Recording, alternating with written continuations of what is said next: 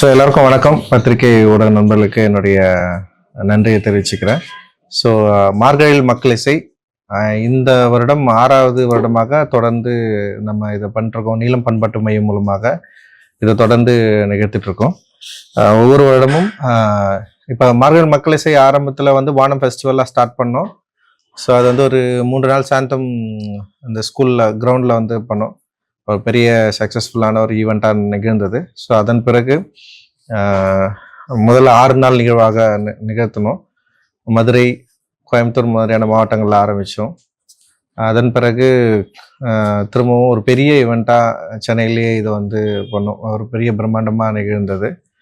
அதன் பிறகு ஓசூர், அப்புறம் கேஜிஎஃப் மாதிரியான வெளி மாநிலங்களுக்கு கூட வந்து நம்ம பண்ணோம். அதன் பிறகு ஒரு ஒவ்வொரு வருடமும் மக்களுடைய ஆதரவு பெருகி பெருகி இந்த நிகழ்ச்சி எப்படியா பெரிய அளவில் பண்ணணும், ஒரு பெரிய மியூசிக் ஃபெஸ்டிவலாக இதை மாற்றணும் அப்படின்ற ஒரு பெரிய எண்ணம் எங்களுக்கு தொடர்ந்து இருந்துகிட்டே இருந்தது. கடந்த ஆண்டு நாங்கள் நிகழ்த்தின நிகழ்ச்சியில் மக்களுடைய வருகை வந்து பெரிய அளவில் இருந்ததுனால அரங்கில் வந்து வைக்க முடியாது. அரங்குக்குள்ளே இந்த நிகழ்ச்சியை பண்ணுறது ஆபத்தாக முடியும், இல்லை சிக்கலாக இருக்கும் அப்படின்னு நாங்கள் நம்பினோம். ஸோ அதனால் மக்களுடைய விருப்பத்தின் அடிப்படையில் இந்த வருடம் வந்து திறந்த வெளியில் இந்த நிகழ்ச்சியை நடத்தலாம் அப்படின்னு முடிவு செஞ்சுருக்கோம்.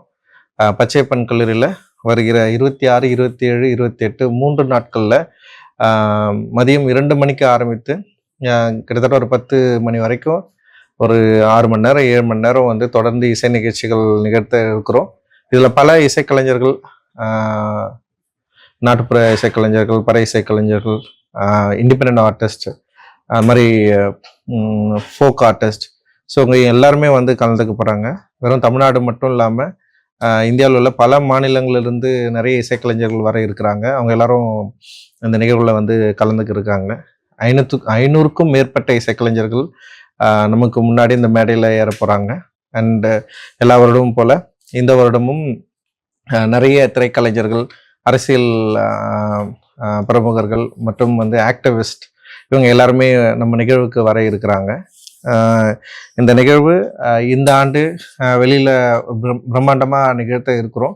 இது மக்களிடையே என்ன மாதிரியான வரவேற்பு இருக்குது அப்படின்றது நாங்களுமே ரொம்ப ஆர்வமாக இருக்கிறோம். நிறைய மக்கள்கிட்டயே பெரிய வரவேற்பு இருக்கிறப்போ இன்னும் இது வந்து இந்தியாவில் மிக முக்கியமான ஒரு மியூசிக் ஃபெஸ்டிவலாக மாறதுக்கான வாய்ப்பை இது வந்து பெற்றுருக்கு. ஆல்ரெடி வந்து சக்ஸஸ்ஃபுல்லாக இதை நம்ம பண்ணிட்டுருக்கோம். அண்ட் எங்களோட நோக்கம் என்னென்னா, ஒரு பெரிய மியூசிக் ஃபெஸ்டிவலாக இன்டர்நேஷ்னல் லெவலில் நம்ம மார்கழி மக்கள் இசையை கொண்டு போகணும். அந்த மார்கழி மக்கள் இசையில் இசைக்கிற இசைஞர்கள், கலைஞர்களுக்கு வந்து பெரிய ஒரு வாய்ப்பையும் அதே நேரத்தில் அவங்களுக்கான கரெக்டான பங்களிப்பையும் மக்கள்கிட்ட இருந்து பெற்றுத்தரணும் அப்படின்றது தான் எங்களுடைய பெரிய நோக்கம். அந்த நோக்கம் நிச்சயமாக வெற்றியடையும் அப்படின்னு நாங்கள் நம்புகிறோம். வருடா வருடம் மார்கழி மக்கள் இசையில் மக்கள் இசை மாமணி அப்படின்னு வந்து அந்த விருதை வந்து நாங்கள் தொடர்ந்து அழிச்சிட்டு இருக்கிறோம். ஸோ அந்த விருது இன்னைக்கு வந்து ரொம்ப முக்கியமான விருதாக மாறி இருக்கு. இந்த விருதை பெறுகிறவர்கள் சமூகத்தில் அடையாளம் காணக்கூடிய அளவுக்கு அந்த விருதுக்கான மதிப்பு வந்து இன்னைக்கு கூடியிருக்கு. சமீபத்தில் திரு வேலு ஆசான் பறைசை கலைஞர் பத்மஸ்ரீ இல்லத்தில் அந்த விருது வாங்கினாரு. அதுக்கு முன்னோடியாக மார்கழி மக்கள் இசையில் மக்கள் இசை மாமணி விருது நாங்கள் வந்து அளித்தோம். ஸோ அந்த விருதுக்கு முன்னோடியாக எங்கள் விருது இருந்தது அப்படின்றதுல எங்களுக்கு மிக பெரிய பெருமை. பறைசை கலைஞருக்கு அந்த விருது கிடைச்சதில் எங்களுக்கும் நாங்களும் ஒரு இதில் பங்கு இருக்கிறோம் அப்படின்னு நினைக்கிறதுல எங்களுக்கு பெரிய மகிழ்ச்சி. ஸோ இந்த வருடம் மக்கள் இசை மாமணி விருது 2 பேருக்கு அளிக்கலாம்னு சொல்லிட்டு முடிவு செஞ்சுருக்கோம். ஒருத்தவங்க வந்து தர்மம்மாள், ராஜாராணி ஆட்டக்கலைஞர், ஒப்பாரி பாடகர். அவங்க ஒரு டிரான்ஸ்ஜெண்டர்.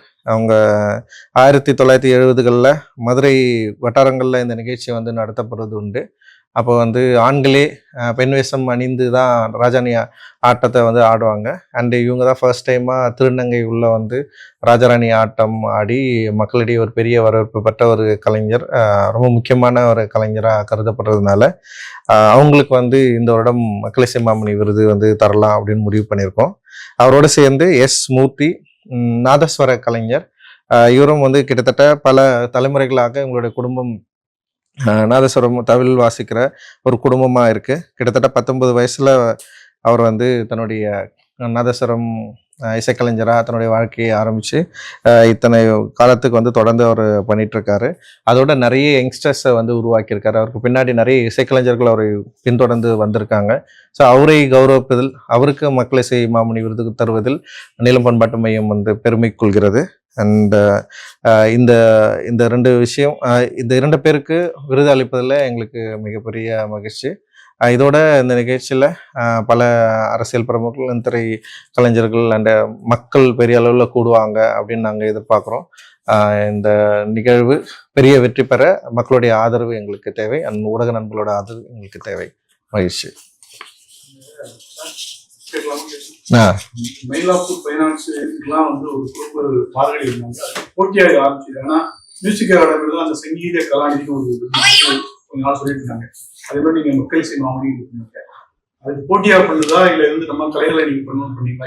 இது போட்டி இல்லை, இப்ப இன்னொரு கலைக்கு எதிரான போட்டியா இதை நாங்க ஆரம்பிக்கல. பட் மார்கழியில் சபாக்கள்ல நடத்தப்படுற இசை மாதிரி மக்கள் இசை கலைஞர்களும் தங்களுடைய இசையை இசைக்க வைக்கணும், மக்கள் முன்னாடி கொண்டு போகணும் அப்படின்ற விருப்பம் எங்களுக்கு இருந்தது. ஒரு பரிச்சார்த்த முறையில தான் நாங்கள் ஆரம்பித்தோம். ஆக்சுவலி ஒரு ஆரம்பத்தில் சபாக்களில் வந்து ஆரம்பித்தோம். ஆனால் சபாக்கள் இருந்து நாங்கள் வெளியே வரணும்னு முடிவு பண்ணோம். திரும்ப நம்ம சபாக்குள்ளே போக வேண்டிய அவசியம் இல்லை அப்படின்னு எனக்கு தோணுச்சு. ஏன்னா பெருவாரியான மக்கள் கூடுகிற ஒரு பகுதியில் மக்களை அதிகமாக வந்து கூட வச்சு அந்த மக்கள் முன்னாடி இதை இசைக்க வைக்கணும், மக்களை வந்து ஆர்டிஸ்ட் வந்து கொண்டு போய் நிறுத்தணும் அப்படின்றது தான் எங்களுடைய நோக்கமாக இருந்தது. அது வெற்றி பெற்றிருக்கு அப்படின்னு நம்புகிறோம். ஒரு இசைக்கு எதிரான இசை இல்லை, ஆனால் ஒரு இசைக்கு நிகராக மக்கள் இசை இருக்குது அப்படின்றத சொல்றதுக்கான ஒரு முயற்சியாக தான் இதை நாங்கள் ஆரம்பித்தோம். அண்டு இது மக்கள்கிட்ட கிடைச்ச வரவேற்பு அண்டு இதுக்கு கிடைச்ச விமர்சனங்கள், சமூக வலைதளங்களில் இதுக்கு கிடைச்ச பாராட்டு அண்டு இசைக்கலைஞர்களுக்கு கிடைத்த ஒரு நன்மதிப்பு, ஸோ இதெல்லாம் வச்சு பார்க்குறப்போ இந்த நிகழ்வு ரொம்ப முக்கியமானதாக ஒரு நிகழ்வாக மாறி இருக்கு அப்படின்னு நாங்கள் நம்புகிறோம். சினிமாவில் நிறைய சம்பாதிச்சு இந்த மாதிரி மக்கள் இசைக்கு நிறைய செலவு பண்ணார் ரஞ்சித் சார். ஒழிக்கலாம் திட்டம் இல்லையா? ஏதாவது கவர்மெண்ட் வந்து ஆதரவு கேட்கலாம், இல்ல ஏதாவது டைஅப் அப்படியா? கேட்கலாம், ஏன் பண்ணல? இல்ல, ஸ்பான்சர் கேட்டுதான் இருக்கிறோம். அது சில சிக்கல்கள்லாம் இருக்குது. பட் ஆனால் நாங்கள் என்ன யோசிக்கிறோம்னா, கூடுமான வரையில் இந்த நிகழ்ச்சியை மக்கள் கிட்ட வந்து பரவலாக கொண்டு போனதுக்கு அப்புறம் மக்கள் இந்த நிகழ்ச்சியை ஓன் பண்ணணும் அப்படின்னு நாங்கள் நினைக்கிறோம். இப்போ வரைக்கும் வந்து இலவசமாக தான் கொடுத்துட்டு இருக்கோம்.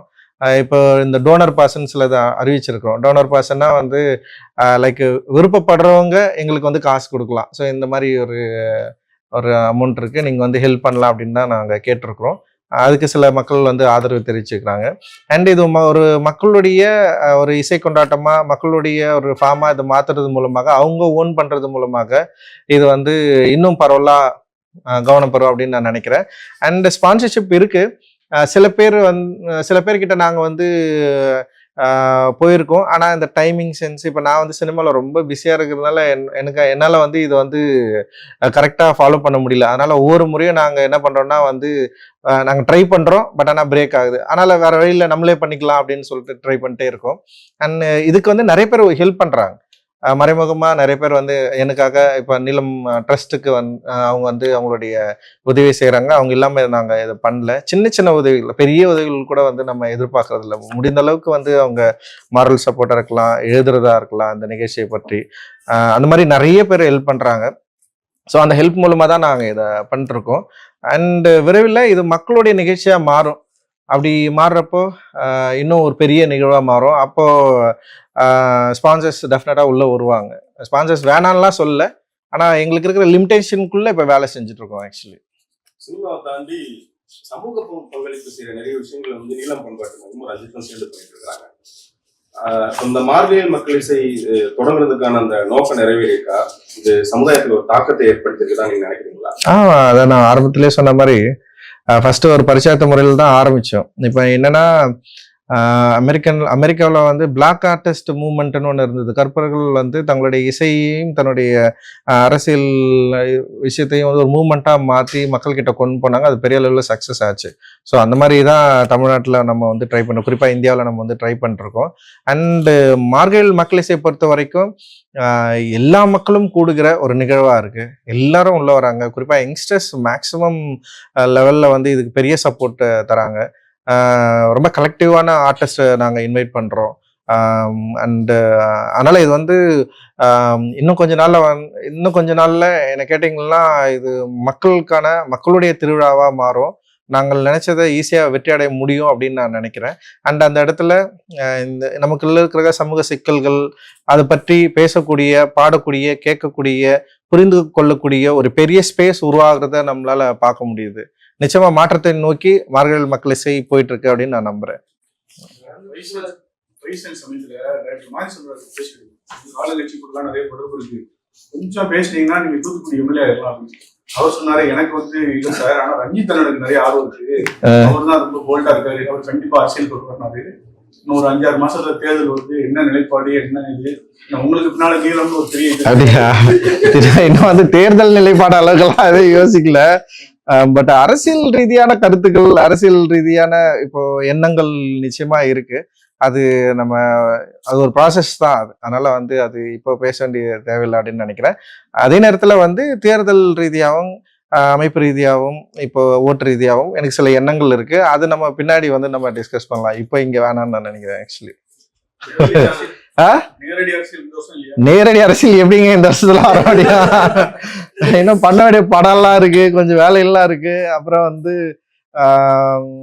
சில வேலைகள் செஞ்சுட்டு இருக்கிறோம், பார்ப்போம் அது எப்படி அமையுதுன்னு சொல்லி. சமீபத்துல அந்த ரியாலிட்டி ஷோஸ்லாம் பாத்தீங்கன்னா அதுல வந்து நிறைய அடித்தட்டு மக்களை ரொம்ப எங்கேயோ ஒரு தூரத்துல இருந்து ஒரு திறமையாளர்கள்லாம் கூட்டு வந்து நிறுத்துறாங்க. இதை வந்து ஒரு 5-6 வருஷத்துக்கு முன்னாடியே மார்கழி மக்கள் இசையில வந்து நீலம் பண்பாட்டு செய்ய ஆரம்பிச்சிருச்சு. இது உங்களுக்கான கிடைச்ச வெற்றியான நீங்க பாக்குறீங்களா? ஆமா, ஏன்னா நான் என்ன சொல்றேன்னா, நல்லா முன்னாடி அப்படி ஒரு ஸ்பேஸே இல்லைங்க, இப்படி ஒரு வாய்ஸே இல்லை, இப்படி ஒரு ஆட்கள் இருக்கிறாங்கன்றத யாருமே புரிஞ்சுக்கவும் இல்லை, தெரிஞ்சுக்கவும் இல்லை. இப்படி இருக்கிறாங்க அப்படின்றத நம்ம ஸ்டேஜ் பண்ணி காட்டின உடனே அதுல பல திறமையானவர்கள் இருக்கிறதுனால வேற வழி இல்லாம அந்த திறமையானவர்களை அவங்க காட்சிப்படுத்த வேண்டிய தேவை, ஒரு நிர்பந்தம் இன்னைக்கு வந்து சமூக ஊடகங்கள்ல, குறிப்பா தொலைக்காட்சிகள்ல இருக்குன்னு நான் நினைக்கிறேன். அண்ட் இன்னொரு தொலைக்காட்சியினருக்கு இன்னொரு சுயநலமா இருக்காதுல்ல. ஏன்னா இந்த மாதிரியான மக்கள் இசைக்கலைஞர்கள் வந்து பாடுறப்போ இன்னும் பரவலான ஒரு ரீச் கிடைக்குது. ஆக்சுவலி அது சமூக வலைதளங்கள்ல பெரிய விவாதமா மாறுது, அவங்கள நிறைய பேர் வந்து ஃபாலோ பண்றாங்க. அண்டு ஒரு நிறைய முன்னெல்லாம் வந்து சொல்ல மாட்டாங்க. இப்போ விஜய் டிவில சரண்ராஜன் ஒரு தம்பி பாடிட்டு இருக்காரு. அவர் வந்து அவர் ஒரு ஸ்டேட்மெண்ட் கொடுக்குறாரு, நான் ரொம்ப ஒடுக்கப்பட்டேன், நான் ரொம்ப கஷ்டப்பட்டேன், ஸோ நான் வந்து இந்த மாதிரி ஒரு கம்யூனிட்டி பேஸ்ல இருந்ததுனால என்னால் நான் வந்து ரொம்ப கஷ்டப்பட்டேன், ஆனால் எனக்கு இப்படி ஒரு வாய்ப்பு கிடைச்சு நான் இங்கே வந்து எனக்கு இவ்வளோ பெரிய வெளிச்சம் கிடைச்சிருக்குன்னு சொல்றாரு. ஆனால் இதுவே 10 ஆண்டுகளுக்கு முன்னாடி அப்படி ஒரு இசைக்கலைஞர் அது மாதிரியான விஜய் டிவிலையோ இல்லை ஏதோ ஒரு டிவிலையோ பேச முடியுமானா பேச முடியாது, அதை அப்படியே கட் பண்ணி எடுத்திருப்பாங்க. பட் ஆனால் இன்னைக்கு வந்து பேசக்கூடிய, இல்லை அதை காட்சிப்படுத்தக்கூடிய, அதை சொல்லக்கூடிய ஒரு இடத்துல வந்து இன்னைக்கு ஒரு பாசிட்டிவா மாறி இருக்கு. இன்னைக்கு நமக்குள்ள இருக்கிற சமூக சிக்கல்களை, பிரிவினையை மக்கள் கிட்ட பேசி இதை நம்ம சரியா புரிஞ்சுக்கணுன்ற இடத்துக்கு வந்து இது வந்து மூவ் ஆயிருக்கு. இது வந்து ஒரு என்ன சொல்றது, எதிர்மறையா நம்ம பார்க்க வேணாம், ரொம்ப பாசிட்டிவா பார்க்கலாம். அண்ட் இதுல தொலைக்காட்சி நிறுவனங்களுக்கு சில சாதகமான விஷயங்கள் இருந்தாலுமே கூட ஆர்டிஸ்டுக்கும் அந்த மக்களுக்கும் இவர் இன்னாருன்னு தெரிஞ்சுமே ஏத்துக்கிறது இருக்குல்ல, அது ரொம்ப முக்கியமானதா நான் வந்து பாக்குறேன். ஆக்சுவலி ரொம்ப நல்ல விஷயமா தான் எனக்கு தோணுது. என்ன சொல்றாரு அப்படின்னா, நம்மளுடைய கலை வந்து நையாண்டி மேளம், தப்பாட்டம், உருப்பி மேளம், நாதஸ்வரம் தான். சமீப காலமா தமிழ்நாட்டுல இந்த சென்ட மேளம் ஒன்று இருக்கு. கல்யாண வீட்டுல கூட வாசல்ல சட்டைப்படாம டம்ளர்னு ஆடிட்டு இருக்காங்க, எங்க வீட்டுக்கு எல்லாம் போயிருக்காங்க. அது நம்ம கலாச்சாரமே கிடையாது. செண்ட மேளத்தோட பாதிப்பு வந்து ரொம்ப அதிகமா இருக்கு தமிழ்நாட்டுல எல்லா விழாலையும் அப்படின்னாங்க. அதை பத்தி இவங்க கருத்து இல்ல, அப்படி நான் சொல்ல முடியாது. இசை என்பது எல்லாமே ஒன்னாதான் நான் பாக்குறேன். இங்க வந்து 2ஆ தான் இருக்கு. எந்த இசை மேலானது, எது வந்து தாழ்வானதுன்னு 2 இருக்கு. அதை பிரேக் பண்ணி எல்லாத்தையும் ஒன்னா மாத்துறது தான் நம்மளோட வேலை. இசையில வந்து இது வேற ஒண்ணு, இது ஒரு வேற ஒண்ணு, இது வேற எங்கிருந்தோ வந்து இது ஆக்குபேட் பண்ணுது அப்படிலாம் இல்லை. இசை ரொம்ப பிடிச்சிருக்குன்றப்போ அது வந்து மக்கள் வந்து அதை கொண்டாட ஆரம்பிக்கிறாங்க. அண்ட் இப்போ நீங்க அப்படி பாத்தீங்கன்னா பறை இசை வந்து இன்னைக்கு திருமண நிகழ்வுகள்ல வந்து வாசிக்கிற ஒரு சூழல் வந்து கிரியேட் ஆயிருக்கு. அண்ட் நிறைய அரசியல் நிகழ்வுகள்ல நிறைய இடத்துல வந்து இன்னைக்கு வந்து பரிசை கலைஞர்கள் வந்து இசைக்கிறத நம்ம வந்து பார்க்க முடியுதா இருக்குது. இது ஒரு மாற்றம் தான். இது நிச்சயமா இப்ப சண்டை மேளம் கொஞ்சம் ஆதிக்கம் இருக்குன்னா இதுக்கு பின்னாடி வேற ஒரு இசைக்குறை வந்து பெரிய ஆதிக்கம் செலுத்தும். அது எல்லா இடங்களிலும் போகும் அப்படின்னு நான் நினைக்கிறேன். ஸோ என்னுடைய கருத்து இதுதான். அரசாங்கத்தோட திரைப்பட கலைஞர்கள்லாம் இந்த சென்னை திரைப்பட வளர்க்கலாம் 70 லட்சம் 60 லட்சம் நிறைய அரசாங்கம் நிதி கொடுத்தாங்க. ஓகே. நீங்க கேட்டா கண்டிப்பா கொடுக்காம இருக்க மாட்டாங்க. ஏதாவது அரசாங்க ஏதாவது நாளைக்கு யாராவது கெஸ்ட் வராங்களா, நேரடியாக தான் கேட்க வாய்ப்பு. தெரியல, நம்ம இப்போ வரைக்கும் எந்த முறையோடும் வைக்கல. அரசாங்கத்துக்கிட்ட வந்து எங்களுக்கு நிதி வேணும்னு நாங்கள் போய் நிற்கல. அண்ட் அரசாங்கத்தோட சில வேலைகள் சேர்ந்து நாங்கள் செய்கிறோம். இப்போ தாட்கோ மூலமாக சில வேலைகள் சேர்ந்து நாங்கள் வந்து செஞ்சோம். அதனால எங்களுக்கு பெரிய இஷ்யூ எல்லாம் இல்லை. அண்டு கட்சி ரீதியாக அரசியல் ரீதியாக சில நிலைப்பாடுகள் நம்ம எப்பயாவது பேசுகிறப்போ அது மேபி அது ஒரு பிரச்சனையாக மாறலாம். பட் ஆனால் இந்த மாதிரி இசைக்கலைஞர்களுக்கு ஒரு நல்ல வாய்ப்பு கிடைக்கிறப்போ அது தடுக்கிற இடத்துல நாங்கள் இருக்க மாட்டோம்.